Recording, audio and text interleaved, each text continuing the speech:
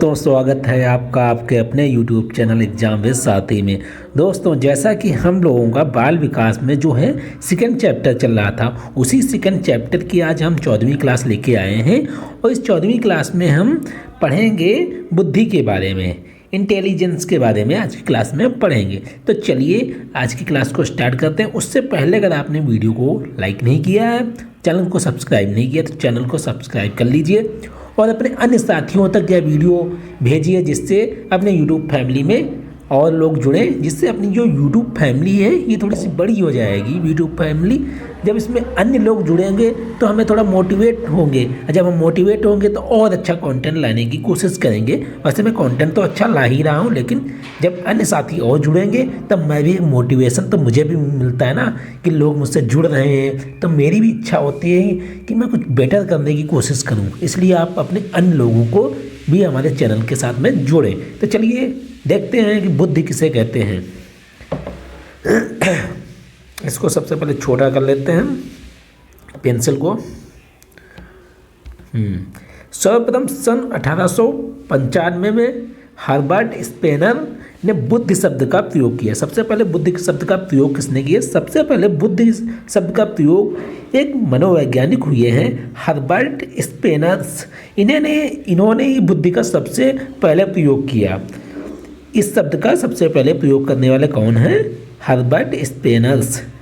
अब हम देखते हैं बुद्धि क्या है। बुद्धि क्या है, इस संबंध में मनोवैज्ञानिकों में सदैव और मत अलग अलग ही रहे हैं। सबके अलग अलग ही मत इस चीज़ में रहे हैं। बुद्धि के में बुद्धि को लेकर सबके अपने जो मत थे वो अलग अलग रहे। बुद्धि शब्द का सामान्य अर्थों में प्रयोग, बुद्धि शब्द के बारे में हम बताने की कोशिश कर रहे हैं आप लोगों को। और यहाँ पे बुद्धि शब्द का सामान्य अर्थ है, अर्थों में प्रयोग है तेजी से सीखने तथा समझने, अच्छा स्मरण। स्मरण मतलब जल्दी से जो चीज़ अगर कोई पढ़ता है बहुत जल्दी वो चीज़ उसको याद कर लेता है, वो चीज़ उसके मस्तिष्क में बैठ जाती है। कहते हैं उसकी स्मरण शक्ति बहुत तेज है। अब जब किसी को कोई चीज़ समझाओ और वो बहुत जल्दी समझ जाए और कोई चीज़ उसको सिखाओ बहुत जल्दी वो सीख जाए।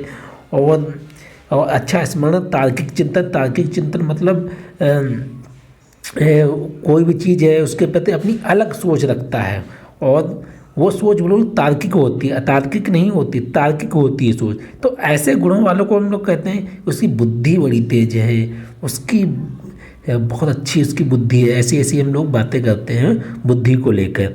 तो इसी को ही यहाँ पे कहा जाता है, जो है अपनी लोगों की आम भाषा में कहा जाता है कि जब किसी की अच्छा स्मरण शक्ति होती है, समझने की उसकी शक्ति तेज होती है, तो इसी को हम लोग कह देते हैं बुद्धि। परंतु मनोवैज्ञानिक जो हैं ये तो अनौपचारिक तरीके से बुद्धि की परिभाषा हो गई। अब हम देखते हैं मनोवैज्ञानिक इस पर क्या कहते हैं बुद्धि को लेके। परंतु मनोवैज्ञानिक में बुद्धि शब्द का प्रयोग इस सामान्य अर्थ से हटकर विशेष अर्थ में होता है। ये जो सामान्य अर्थ है इससे हटकर विशेष अर्थ में उन्होंने इसकी बुद्धि को परिभाषित किया है। सबसे पहले बोरिंग महोदय ने बुद्धि को, सबसे पहले जो बोरिंग महोदय ने सबसे पहले बुद्धि की औपचारिक परिभाषा प्रस्तुत की। और इससे पहले बुद्धि शब्द का प्रयोग सबसे पहले किसने किया था? बुद्धि शब्द का प्रयोग हर्बर्ट स्पेनर्स ने किया था। और एक मिनट, और सबसे पहले कि मतलब बुद्धि की जो औपचारिक परिभाषा वो किसने दी? तो वो दिए बोरिंग महोदय ने। इन्होंने क्या कहा? बुद्धि परीक्षण जो मापता है वही बुद्धि है। मतलब बुद्धि परीक्षण के माध्यम से जो बुद्धि नपके आती है, जो पता चलता है इसकी बुद्धि इतनी है, और बुद्धि परीक्षण के माध्यम से, तो उसी को इन्होंने कह दिया है कि जो बुद्धि परीक्षण मापता है उसे ही बुद्धि कहते हैं। बोरिंग के बाद अनेक मनोवैज्ञानिक हुए। इन्होंने अपनी बुद्धि को भिन्न भिन्न ढंग से परिभाषित करने की कोशिश की। जो अन्य जो मनोवैज्ञानिक हुए इन्होंने बुद्धि को परिभाषित करने के लिए अनेक ढंग प्रयोग किए। तो चलिए इसके बारे में बात करते हैं। इन्हें 3 वर्गों में बांटा गया है। जिन्होंने ढंग का प्रयोग किया भिन्न भिन्न, इनको 3 वर्गों में बांटा गया। सबसे पहले वातावरण में समायोजन, फिर दूसरा अमूर्त चिंतन, और तीसरा सीखने की क्षमता के रूप में। वातावरण में समायोजन कैसे, कि जैसा एनवायरनमेंट है उसमें अपनी बौद्धिक क्षमता के अनुसार, अपनी बौद्धिक कुशलता के अनुसार उस वातावरण में खुद को समायोजित कर लेना ही बुद्धि है। और सीखने की क्षमता, किसी चीज़ को, अगर कोई किसी चीज़ को समझा रहा है या फिर कोई भी टॉपिक है और उसको कोई बच्चा बहुत जल्दी समझ जाता है या जीवन के अनेक पहलुओं को जो भी अच्छे से समझ जाता है, उसकी सीखने की क्षमता हुई ही होती है बुद्धि।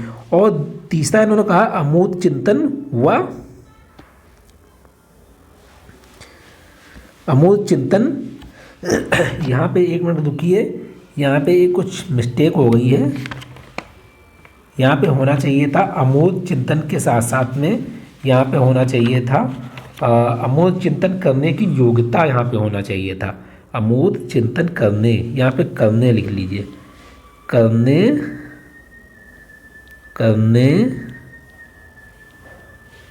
की योग्यता, अमूर्त चिंतन करने की योग्यता ये हो गई। जैसे अमूर्त चिंतन मतलब जो चीज़ें दिखाई नहीं देती उसको लेके सोचने की जो क्षमता होती है, बुद्धि के माध्यम से ही ऐसी क्षमता का विकास होता है। इसी को बोला गया अमूर्त चिंतन, सीखने की क्षमता के रूप में। वातावरण, ये सभी जो चीज़ें हम इनको बुद्धि को 3 भागों में बांटकर ये चीज़ें बताई गई कि बुद्धि कुछ इस तरह से होती है। अब चलिए हम देखते हैं बुद्धि की विशेषताएं कौन कौन सी होती हैं, इसके बारे में भी हम लोग जान लेते हैं कि बुद्धि की कौन कौन सी विशेषताएं होती हैं। तो चलिए देखते हैं। बुद्धि जो है जन्मजात शक्ति है। बुद्धि जो है वो जन्मजात शक्ति है। अब जन्मजात शक्ति कैसे है, जैसे कि देखा गया कि जैसे किसी के बुद्धिजीवी अगर कोई माता पिता हैं तो उसकी जो संतान हुई तो वो बुद्धिजीवी हुई। इसका कारण ये था कि वंशानुगत, ये वंशानुक्रम का एक लक्षण ही उसके पीढ़ी दर पीढ़ी, जैसे पिता में अगर बुद्धिमान था तो बालक भी बुद्धिमान होगा। ये अगर जो बुद्धि जो होती है ये जन्मजात शक्ति ही है, क्योंकि जो पिता के अंदर जो बुद्धि के जो गुण होते हैं, मतलब किसी तार्किक सोच होती है या फिर मतलब किसी चीज़ को लेकर अपने अलग ढंग सोचना या उनके अलग विचार होते हैं, तो कुछ ना कुछ जो होते हैं है। देखो, पर्यावरण और वंशानुगत मतलब जो पीढ़ी से अपनी पीढ़ी से पीढ़ी जो जन्मजात उसके अंदर योग्यताएं होती, दोनों तो बच्चे को प्रभावित करती हैं बुद्धि को, लेकिन बुद्धि जो होती है जन्मजात शक्ति लेके ही बालक पैदा होता है, ऐसा मनोवैज्ञानिकों ने कहा है। अब हम देखते हैं बुद्धि के उचित विकास के लिए पर्यावरण का महत्व। अब देखो, यहीं पे पर्यावरण की मैं बात कर रहा था। बालक का पर्यावरण, अपने परिवेश आसपास का जैसा वातावरण होता है, और वातावरण प्लस जो उसके जो अपनी वंशानुक्रम, दोनों उसको प्रभावित करते हैं, उसके विकास में उसकी बुद्धि को भी प्रभावित करते हैं। बुद्धि का उचित विकास के लिए पर्यावरण का महत्व, बुद्धि के उचित विकास के लिए पर्यावरण का महत्व अत्यधिक है, क्योंकि जो सामाजिक पर्यावरण में जरूरी है, जिस पर्यावरण में बालक रहता है, जैसे जिस पर्यावरण में जो बालक है रहता वह कुछ समय बाद उसी के अनुरूप कार्य करता है। उसका जिस पर्यावरण में बालक रहता है उसी के अनुरूप वो कार्य करने लगता है। तो बुद्धि के उचित विकास के लिए पर्यावरण का बहुत ज़्यादा महत्व है। अगर उसका पर्यावरण अच्छा होगा तो उसका विकास भी अच्छा होगा, अगर उसका पर्यावरण अच्छा नहीं होगा तो उसका विकास, बुद्धि का विकास भी उतना अच्छा नहीं होगा जितना उसके बुद्धि का विकास अच्छे पर्यावरण में होता। अब हम देखते हैं बुद्धि सीखने की योग्यता है। अब सीखने की योग्यता कैसे है, अधिगम के अनुभवों के द्वारा जो है, अधिगम के अनुभवों के द्वारा व्यवहार में होने वाले परिवर्तन, अधिगम के द्वारा जो व्यवहार में होने वाले परिवर्तन जो होते हैं वो बुद्धि के अनुसार ही अनुभव करता है बालक। जब बालक अनुभव करता है, जब उसके अंदर एक्सपीरियंस होते हैं तो अपनी चीज़ों को बहुत जल्दी समझ जाता है और सीख जाता है। अपने पुराने अनुभवों के माध्यम से वो सीख जाता है कि इस चीज़ को मुझे किस तरह से लर्न करना है, इस चीज़ को मुझे किस तरह से समझना है। अब हम देखते हैं बुद्धि पर्यावरण से समायोजन की योग्यता। बुद्धि जो है पर्यावरण से समायोजन की, जैसे जितनी अधिक बुद्धि होगी उतना अधिक समायोजन, मतलब समायोजन मतलब अंडरस्टैंडिंग। अगर बच्चे के अंदर बुद्धि अगर अच्छी होगी तो अच्छा समायोजन वातावरण में करेगा, आसपास के लोगों में अच्छा समायोजन करेगा और अपने बुद्धि के माध्यम से जो पर्यावरण है और अपने सामाजिक जीवन में अच्छे से समायोजन करते हुए आगे की ओर बढ़ता रहेगा। अब हम देखते हैं बुद्धि अमूर्त चिंतन की योग्यता। अमूर्त चिंतन में जैसा कि बताया कि जो चीज़ें दिखाई नहीं देती, अमूर्त चिंतन में वो चीज़ें सभी आ जाती हैं। जैसे कि रख लीजिए कि कोई कवि है, कवि ने जैसे किसी चीज़ पे कविता लिखी, तो जो कवि है किसी चीज़ पे जब कविता लिखता है तो अमूर्त चिंतन के माध्यम से लिखता है। जिस चीज़ में हम लोगों को कुछ चीज़ें उसमें नहीं दिखेंगी, लेकिन कवि को उसमें कुछ ना कुछ अमूर्त चिंतन के माध्यम से उसमें कुछ ना कुछ उसके गुण दिखेंगे हर वस्तु में, और उस पर वो अपनी कविता लिख देगा। अब जैसे ले लीजिए कि वो पुष्प की अभिलाषा आप लोगों ने सुनी है। हम सभी लोग पुष्प की अभिलाषा, माखनलाल चतुर्वेदी जी ने जो पुष्प की अभिलाषा एक कविता है, आप लोगों ने शायद पढ़ी होगी, तो उसमें उन्होंने पुष्प की अभिलाषा में लिखा है कि चाह नहीं सुरबाला के गहनों में मैं गूथा जाऊं। ऐसी उन्होंने पुष्प की अभिलाषा मतलब पुष्प की ओर से उन्होंने अपनी अमूर्त चिंतन के माध्यम से लिख दिया। अब हम लोग डेली फूल देखते हैं, फूल के बारे में हमारी तो बिल्कुल हमने कभी सोचा ही नहीं। तो कहते हैं जहाँ ना पहुँचे कवि वहाँ पहुँचे रवि, सॉरी जहाँ ना पहुँचे रवि वहाँ पहुँचे कवि। मतलब जहाँ सूर्य की किरणें भी नहीं पहुँच सकती वहाँ अमूर्त चिंतन वाला जो व्यक्ति है वो पहुँच जाता है, क्योंकि वो अमूर्त चिंतन में, उसके अंदर जो अमूर्त चिंतन होता है वो जिस चीज़ में कुछ आप तुमको नहीं दिखाई देगा उसमें वो बहुत सारी चीज़ें अमूर्त चिंतन के माध्यम से उसमें देख लेगा। बुद्ध पूर्व अनुभवों से ज्ञान, बुद्ध जो है पूर्व अनुभवों से ज्ञान एवं पूर्व अर्जित ज्ञान से लाभ उठाने की योग्यता है। जो उसके पूर्व के अनुभव जो होते हैं, लाइफ के एक्सपीरियंस होते हैं, उसमें जो है अपने पूर्व अनुभवों में जो पूर्व अनुभवों में जो भी लाइफ में जो नया सीखता है उनको जोड़ता जाता है और अपने पूर्व अनुभवों से वर्तमान को सुधारता रहता है। इसीलिए जो बुद्धि है वो पूर्व अनुभवों से वर्तमान को संभालने की बहुत अच्छी कोशिश करती है। बुद्धि के माध्यम से ही ऐसा संभव हो पाता है। इसीलिए कहा गया है कि जो पूर्व जो अनुभव हैं उनके माध्यम से अपने वर्तमान को अच्छी राह पे और अच्छे ढंग से लेकर जाने वाला व्यक्ति ही बुद्धि का सही से प्रयोग कर रहा होता है। अब हम देखते हैं बुद्धि समस्या समाधान की योग्यता। समस्या समाधान की, जैसे लाइफ में कोई भी समस्या आ गई उसको सुलझाना कैसे है, किस तरह से उससे निपटना है, और ये सभी जो हैं इनकी बुद्धि जो है इसी के माध्यम। चलिए अब हम देखते हैं बुद्धि के प्रकार के बारे में देख लेते हैं कि इसको जो बुद्धि के जो प्रकार हैं उनको थार्नडाइक जी ने इसको बांटा है, 3 प्रकार में बांटा है। तो सबसे पहले जो इन्होंने बांटा है सामाजिक, सोशल इंटेलिजेंस, सामाजिक बुद्धि। अब सामाजिक बुद्धि के बारे में इन्होंने क्या बताया है, जिन व्यक्तियों की सामाजिक बुद्धि होती है उनमें अन्य लोगों के साथ प्रभावपूर्ण ढंग से व्यवहार करने की क्षमता, अच्छा आचरण करने की क्षमता एवं समाज में अन्य लोगों से मिलजुल कर सामाजिक कार्यों को हाथ बटाने की क्षमता अधिक होती है। कि इन्होंने कहा कि जिन व्यक्तियों में सामाजिक बुद्धि होती है, सोशल इंटेलिजेंस होती है, वो अन्य लोगों के साथ में प्रभावपूर्ण ढंग से व्यवहार करते हैं। जो अन्य लोग जो हैं इनके वातावरण में जो अन्य लोग होते हैं उनसे प्रभावपूर्ण, प्रेम पूर्वक और अच्छे से उनके साथ व्यवहार करते हैं, अच्छा आचरण करते हैं, और अपनी जो क्षमता जो होती है, उनकी जो आचरण करने की जो क्षमता है एवं समाज में अन्य लोगों से मिलजुल कर और उनके जो सामाजिक जो कार्य होते हैं उनमें अपना हाथ बटाते हुए ऐसे लोग चलते हैं। ऐसे लोग जो होते हैं सामाजिक बुद्धि वाले जो लोग होते हैं, जो समाज में अपने आप को अच्छी तरह से समायोजित कर लेते हैं, ऐसे लोग जो होते हैं वो ऐसे बुद्धि वाले जो व्यक्ति जो होते हैं वो लाइफ में बहुत ज़्यादा सफलता प्राप्त करते हैं, व्यवहारिक सफलता प्राप्ति में सहायक होते हैं।